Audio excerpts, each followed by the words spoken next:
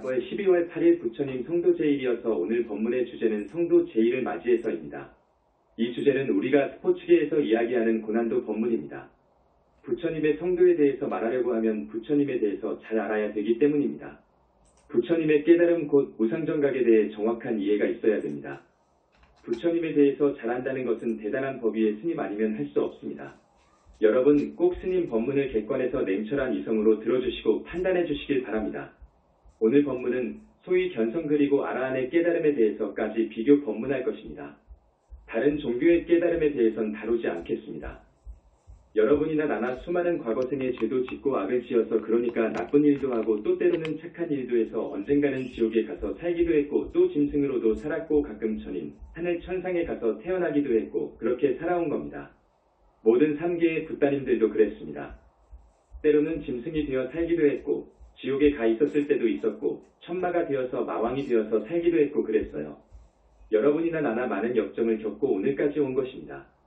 그런데 여러분들이 전생에 부처님 성근이 있어서 다행히도 우리 현지사를 만났습니다. 이 현지사라고 하는 데는 어떤 곳이냐 하면 항상 말씀을 드리지만 부처님이 와 계시는 정법교단입니다. 엄청난 이야기입니다. 부처님이 와 계시는 교단 그러면 정법 불교 교단인 겁니다. 의심할 여지가 없어요. 그것이 확실하다면 천만생을 가도 만나기 어려운 교단입니다. 그런데 이제 법문을 들어보면 압니다. 정법교단의 법문인지 아닌지 잘 듣고 판단하라는 겁니다. 여러분은 지금 불법을 만나서 우리 현지사를 찾아왔습니다.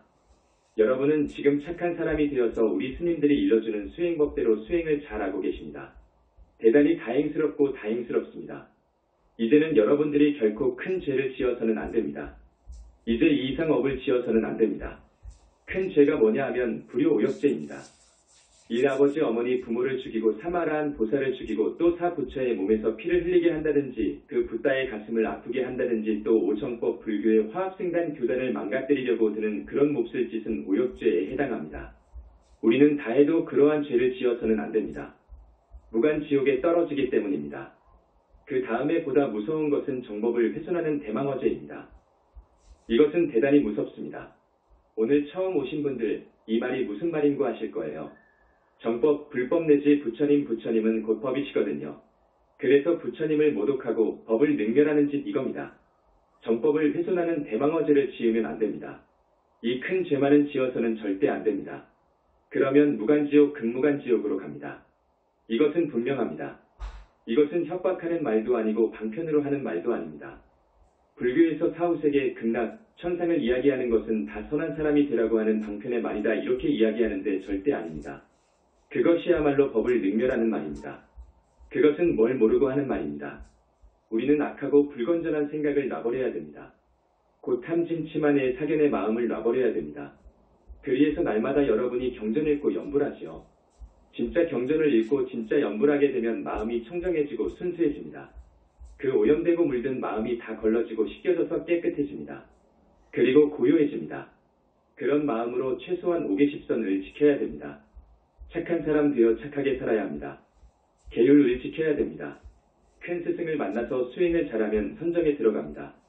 선정도 불교 경전을 보면 보다 더 깊은 선정, 더 깊은 선정 이렇게 4단계의 선정이 있고 또 그 외에 사무색정이 있습니다. 무색계정이라는 더 깊은 4단계의 선정이 있지요. 깊은 선정에 들 수 있습니다. 그렇게 되면 6가지의 신통이 벌어질 수 있습니다. 그리해서 무색계의 비상 비비상 초정, 8번째의 깊은 선정 여기서 한 단계 더 깊은 아라한 삼매를 들 수만 있다면 우리로 하여금 악업 죄업을 짓도록 하는 그런 불선법 못된 짓을 지으려고 해도 지을 수가 없습니다. 새끼 하늘의 초선정에만 들어도 여자들과 사음할 수가 없고 아무리 거금이 땅에 떨어져 있다 하더라도 그것을 내 돈으로 하려는 욕심도 없습니다. 아무리 나를 모함을 하고 욕하고 근거 없는 말을 해도 내 마음은 잔잔하고 고요합니다. 절대 불선법을 지을 수 없습니다.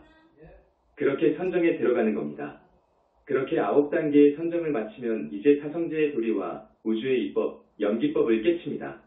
이제 윤회생사를 벗어날 수 있는 아라한이 되는 것입니다. 여러분, 사제는 고진멸도라고 그럽니다.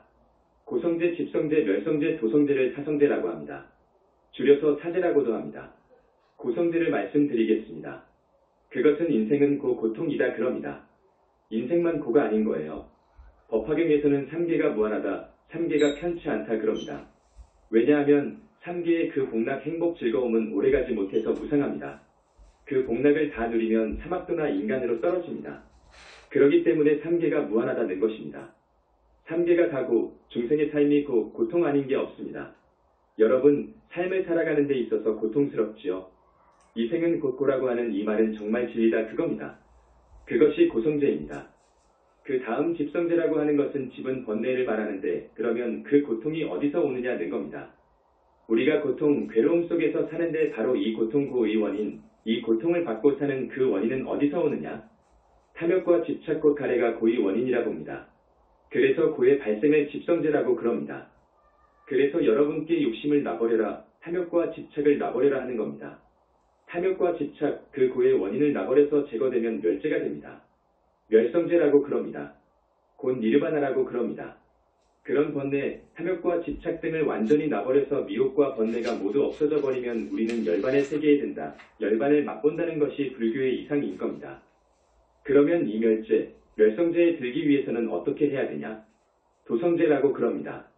해탈 열반에 들려면 도성제 즉 8정도 등 37조 도품을 닦아야 된다고 합니다. 그런데 이 8정도는 개정의 체계로 되어 있습니다. 반드시 계율 지켜야 됩니다. 계율이 없는 수행은 외도인 것입니다. 철저하게 계율을 지키고 그 다음에 마음을 모으고 통일 집중하는 공부를 하는 겁니다. 그러면 선정에 들어가는 것입니다. 선정에 들어가서 더 깊은 선정을 들어가고 들어가다 보면 즉 새끼 하늘의 사선정 그리고 무새끼의 4가지 깊은 선정 아라한 삼매에 들게 되면 신통도 벌어지고 지혜가 생겨 고에서 벗어날 수 있는 사성제와 12연기 연기법을 깨치는 겁니다. 우주 도리 진리를 깨치고 인간의 중생의 고통, 고에서 벗어나는 사성제의 진리를 깨치는 겁니다. 이것을 깨치게 되면 이제 윤회를 벗어날 수 있는 힘이 생기는 겁니다. 사성제와 12인연 이것은 대단히 중요한 불교의 교설입니다. 사성제 12인연을 깨쳐 동찰하는 일, 이것을 8정도에서 정견이라고 그래요. 아라한 위에 가서 이걸 깨치는 겁니다. 12인연, 12연기를 쉽게 이해할 수 있도록 말씀드리겠습니다. 12인연은 여러분, 사람들이 늙고 병들고 죽고 그러잖아요. 왜 그럽니까? 태어났기 때문에 그래요. 안 태어나 버렸으면 그럴 수가 없는데 태어났어요. 태어나가지고 보니까 늙고 병들고 죽는 겁니다. 노사, 그럼 늙고 죽는 것은 어디서, 왜 오느냐? 이것은 태어남을 인연으로 해서 옵니다. 태어남으로써 노사가 오는 겁니다. 태어나지 않았더라면 아예 늙고 죽을 수가 없어요. 늙고 병들어서 죽을 수가 없습니다. 태어나는 것은 뭐 때문에 왜 태어나느냐? 이겁니다. 초기 경전에서는 유라고 합니다. 있을 유자예요. 유무, 유는 몸을 생기게끔 하는 업이 있다 그 말입니다. 업이 없어 버리면 태어날 수 없는 거예요. 붓다가 되면 이 생은 마지막입니다. 그러나 여러분들은 업이 있어서 그럴 수가 없어요. 지금 받지 못한, 받지 아니한 업이 있기 때문에 태어나게 되어 있습니다. 그런데 붓다는 앞으로 영원히 인간 세상의 몸을 받아 태어날 수 있는 업을 없애서 재료로 만들어 버렸기에 태어날 수가 없는 것입니다. 업이 있으니까 태어나게 됩니다. 그러면 유는 어디서 왜 오느냐? 업은 어디서 오느냐? 집착하는 마음 때문에 업을 짓습니다. 집착하는 마음이 없어버리면 업을 지을 리가 없는 겁니다. 그러면 그 집착은 또 어디서 오느냐? 탐욕, 가래, 욕심 여기서 옵니다. 욕심이 있으니까 집착을 하는 거예요. 여자 욕심이 있으니까 여자에 집착을 하는 겁니다. 안 그럽니까? 돈 욕심이 있으니까 돈 벌려고 합니다. 돈이 없으니까 돈에 대한 집착이 강합니다. 그러면 그 가래, 탐욕 이것은 또 어디서 왜 오느냐? 수, 받아들이는 것입니다. 이 몸뚱이는 외계의 대상을 안이비설신이로 6근으로 받아들이게 되어 있어요. 이 육신은 구조적으로 외계, 대상을 6근을 통해서 받아들이게 되어 있습니다. 이것을 막아보려고 힌두교나 불교에선 일찍이 삼매 선정에 드는 방법을 연구를 한 것입니다. 수에서 온다. 수는 어디서 오느냐? 6촉. 촉에서 옵니다. 이것을 좀 쉽게 말을 해야 하는데 오늘 이 주제가 성도제길이어서 빨리 가겠습니다. 촉은 어디서 오느냐? 입, 육입, 육처에서 옵니다. 육입은 어디서 오느냐?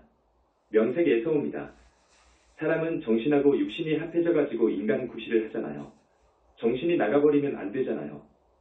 명은 정신입니다. 이름 명자. 색은 색깔 색자 물질을 말합니다. 그러면 명색은 어디서 오느냐? 이것은 깊은 사유가 아니면 정답을 얻기 어렵습니다. 부처님께서는 아주 오랜 나유타겁 전에 명색은 식업식에서 온다 그렇게 깨달으셨습니다. 영혼체에 붙어있는 비본질적인 것들을 합한 그 업식에서 오는 것입니다. 그러면 그 식은 어디서 오느냐? 행에서 옵니다. 친구의 탐업으로 지은 많은 생을 통해서 우리가 행위한 선악, 그 행에서 업식이 온다는 겁니다. 나쁜 일도 하고 착한 일도 하는데 그 행은 어디서 오느냐? 무명에서 옵니다. 무명이기 때문에 우주 입법을 모르기에 우리는 나쁜 일도 하고 착한 일도 행하기에 행하면서 삽니다. 무명을 밝히는 무명의 뿌리를 뽑아버리는 것이 12인연의 교설입니다. 12인연을 관해서 무명의 실체를 뿌리 뽑아버릴 때 연기법을 깨칠 때 우리는 완전히 윤회에서 벗어날 수 있는 겁니다. 이것을 12인연관이라고도 합니다. 어느 종단에서는 부처님께서 12월 8일날 새벽 동틀 무렵 새벽별을 보고 깨달아 도를 이루어 부처를 이루었다 이렇게 이야기합니다. 그런데 그것이 아닙니다. 그 종단에서 말하는 깨달음은 어느 날 갑자기 순간에 경계가 뒤집히면서 옵니다. 깨달음이 올 때는 경계가 뒤집혀서 우리 본성이 우리들 마음자리가 드러나요. 혹은 우주 본체 우주 본성이 홀로 한시경 결코 한시경을 넘지 않아요. 주객이 사라져 버립니다. 거기는 이 세상이 오직 환한 빛뿐입니다. 나도 없고 대상도 없고 아무것도 없습니다. 이 본성의 자리 빛만이 홀로 드러납니다. 본래 면목뿐입니다. 모든 것의 본성을 보는 것입니다. 그것을 견성 깨달음이라고 합니다. 그러면 아라한의 깨달음은 무엇이냐? 훨씬 위입니다. 아라한의 깨달음은 본성을 꿰뚫어 들어갑니다. 공 속으로 들어가는 겁니다. 참마음 속으로 들어갑니다. 그래서 이제 아라한 정도는 본성을 꿰뚫어 보는 겁니다. 사성제 12인연 연기의 이치를 깨닫는 겁니다. 그럼으로써 깨달은 지혜의 힘으로 윤회의 생사를 벗어나는 것입니다. 이 경지가 아라한의 깨달음입니다. 그런데 이제 부처님의 깨달음 문촉이 경전이나 불전문학을 통해서 보면 사제와 12연기법이라고 하는 우주의 이법을 깨치는 것으로 쓰여 있습니다. 아닙니다. 결코 이것은 아닙니다. 그러면 부처님의 깨달음은 무엇이냐? 부처님은 나유타겁하고도 아승기겁 전에 이런 과정을 다 거친 겁니다. 대적정삼매라고 하는 깊은 선정에 들어갑니다. 깊은 대적정삼매에 들어가면서 우주 곧 당신의 진불인 청정법신 비로자나불로 들어가 하나가 되어버립니다. 그 말은 우주와 하나가 되어버린다는 겁니다. 이것은 아라한의 깨달음하고는 천지 차이입니다. 우주와 하나가 되어버리면서 오히려 우주의 주인이 되는 겁니다. 그 깊은 삼매에서 나오면 이제 몸열군대에서 방광을 하는데 어디든 비추지 못할 곳이 없습니다. 삼계를 이 대우주를 다 구석구석까지 비출 수 있습니다. 땅속, 물속, 사람 마음속까지 다 비출 수 있습니다. 그렇게 되면 하늘에서 이제 꽃비가 내리고 대지는 세계는 장엄합니다. 부처님의 그 깨달음의 장면은 그 희유한 장면이 화엄경 세주명품에 있습니다. 이제 화엄경이라고 하는 경전이 쏟아져 나옵니다. 그것은 부처님의 깨달음의 내용입니다. 부처님의 위대함은 화엄경을 읽어보면 압니다. 그러나 상당한 법 위에 올라가지 않는 한 화엄경을 봐도 무슨 소리가 무슨 소리인지 모르는 겁니다. 도저히 이해가 안 되는 거예요. 화엄경을 볼 정도가 되려면 정말로 교학도 최고 수준이어야 되고 수행도 거의 상품 보살 정도 가야 되는 겁니다. 들어보십시오. 화엄경 말씀입니다.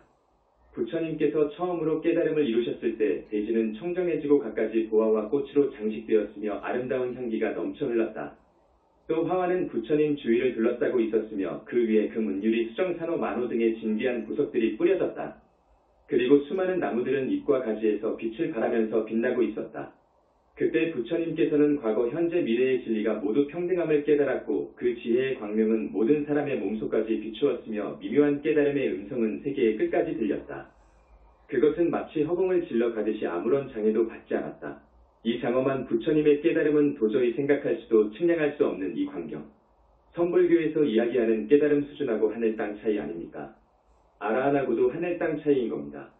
그래서 법화경이나 또 여기 내려오신 부처님께서 말씀하시기를 외도천 욕계의 외도하늘 의수장들, 그러니까 여기서 말하기가 좀 그렇습니다마는 알라라든지 또 힌두교의 파탄잘리라든지 또 히말라야 산중에서 2000년을 살고 있다는 그리스도 바바지 같은 사람들이 이 사바에 가득하다 치자 그 사람들을 한자리에 모아놓고 부처님의 불신을 미래제가 다하도록 사유하도록 하더라도 부처님의 불신을 결코 알 수 없으리라.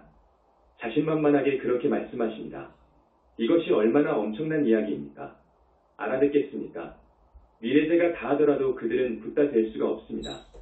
되려면 부처님한테 귀의해서 수행해야 합니다.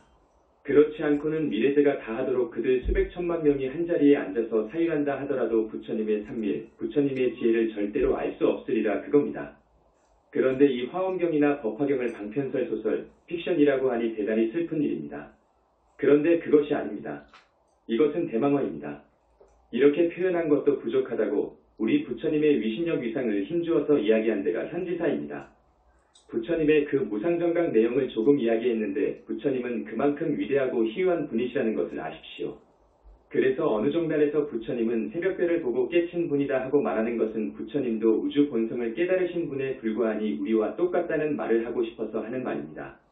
부처님을 격하하고 자기 종단의 종지 사상을 미화되고 시키면서 부처님의 그 실존 위상 위신력 원력 등 이 모든 것을 깎아내리는 말입니다. 그곳에서는 마음이 부처라고 믿기에 화엄경, 법화경, 열애수량품 등을 인정하지 않습니다. 방편설이라고 우깁니다.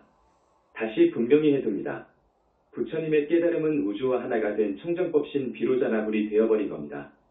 당신이 곧 우주의 주인 나는 것을 깨달은 겁니다. 선종의 깨달음과 얼마나 차이가 납니까?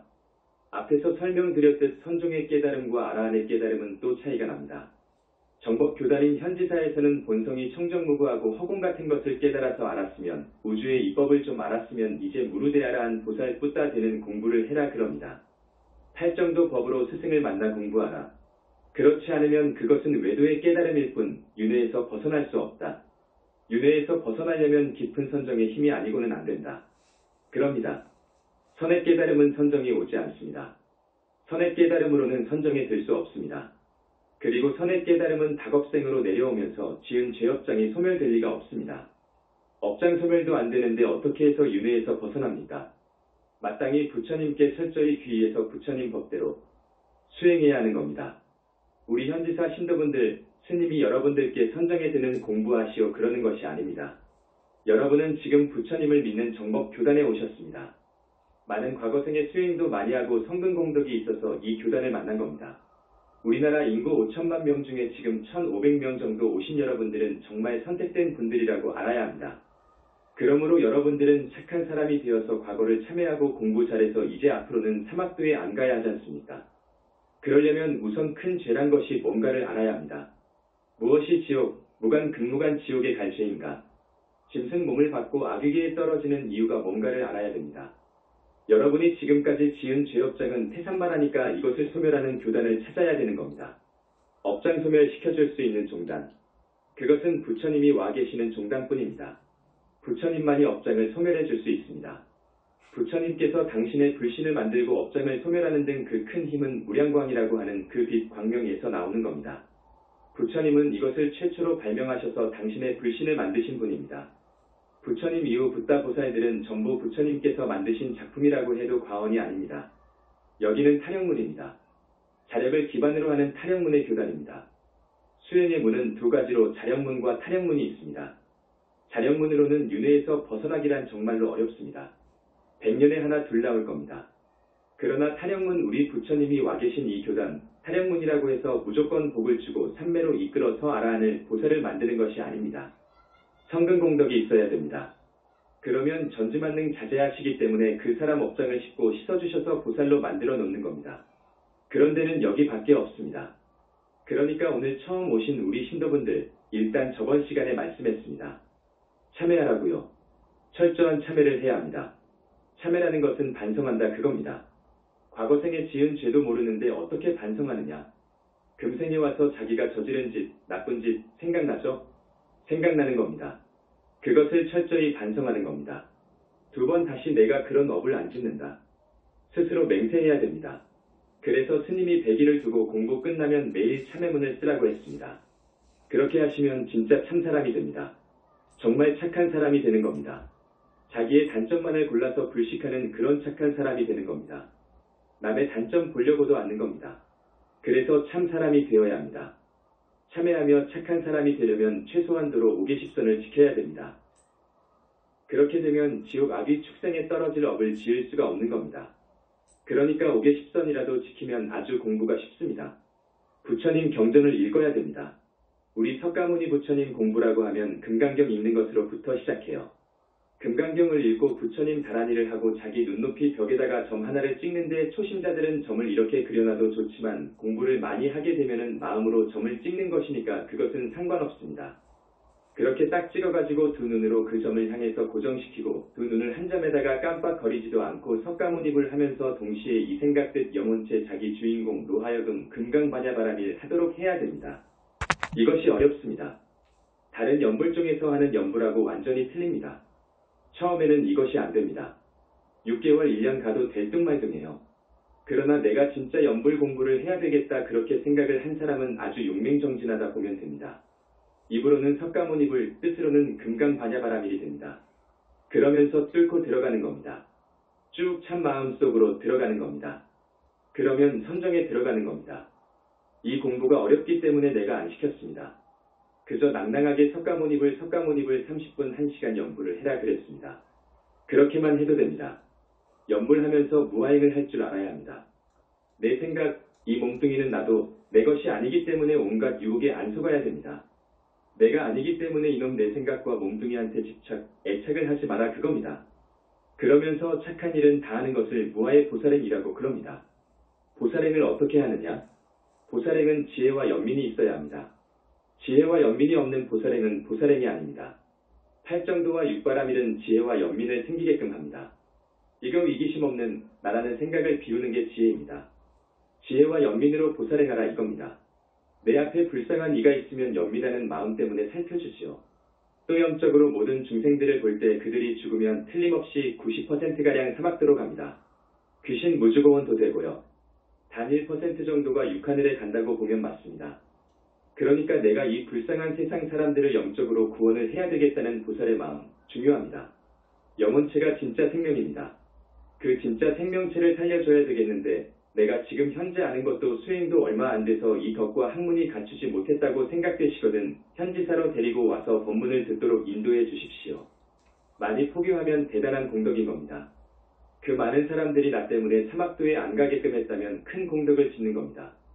그래서 부처님은 그 사람한테 보살인가까지 해주잖아요. 그리고 연불같이 가장 중요한 덕목은 부처님께 지심으로 예배하고 공경하는 마음으로 공양 올리는 것이에요. 우주 자체이신 절대자한테 공경 공양을 하는 것이 굉장히 큰 공덕입니다. 어떤 경우는 10겁, 100겁의 업장을 소멸시켜 주시기 때문입니다. 이 공양 공덕이 그렇듯 대단합니다.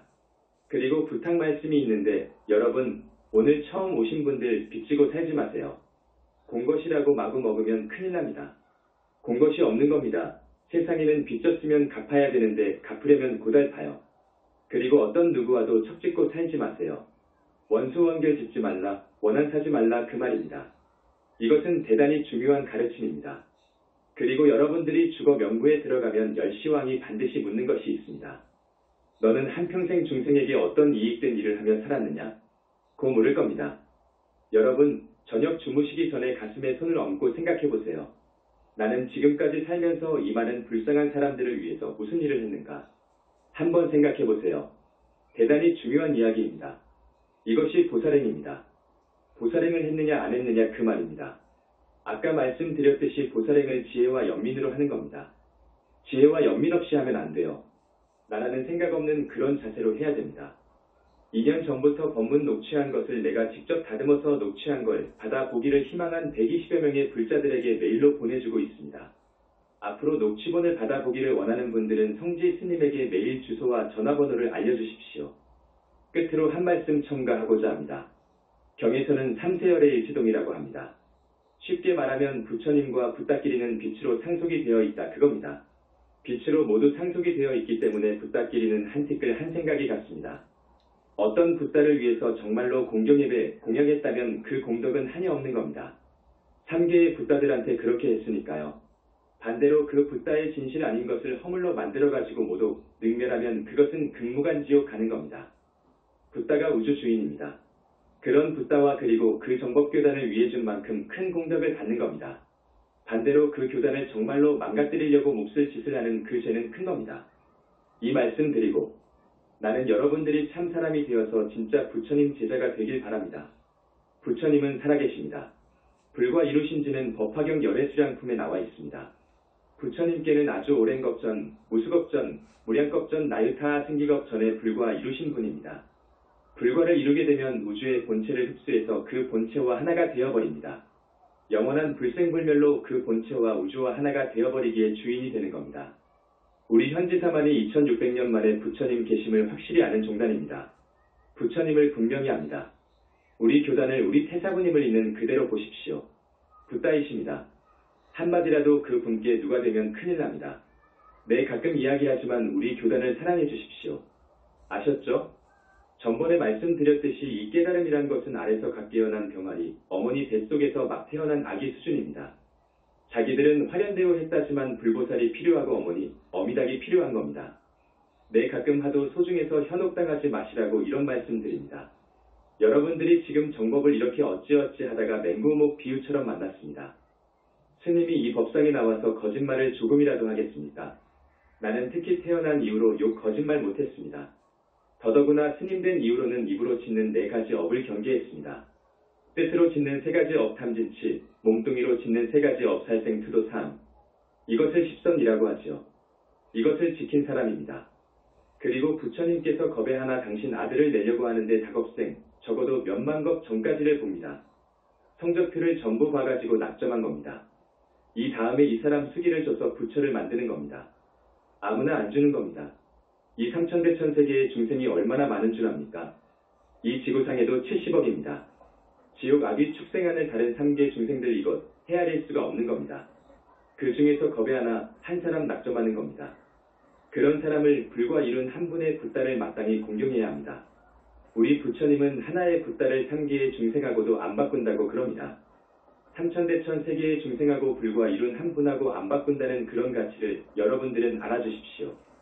오늘 처음 오신 분 연불합니다. 연불이 정법입니다. 그리고 석가모니를 칭명하는 것은 더더욱 공덕이 되는 정법 중에 정법 공부입니다. 계율 지키고 경전 읽고 연불하는 것이 정법인 것입니다.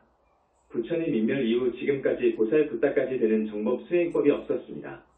하늘에 가고 성중하늘에 가나고 아라한 보살 붓다가 되는 공부법이 없습니다. BTN, BBS 등에선 전국 불교 신도 분들에게 마땅히 부처님 법문을 듣도록 해줘야 하는데 못하게 하니 슬픈 일입니다. 이것은 큰 문제입니다. 오타각세니까 그럽니다. 인연이 없습니다. 자, 부처님 칭명연불 하겠습니다. 이렇게 한답니다. 나무 영상불멸 학수상존 시아본사 구원실성 석가모니불 천상천하무협을 시방세계 영무비 세간소유와 진견 일체무유협을자 고화유신 규명종래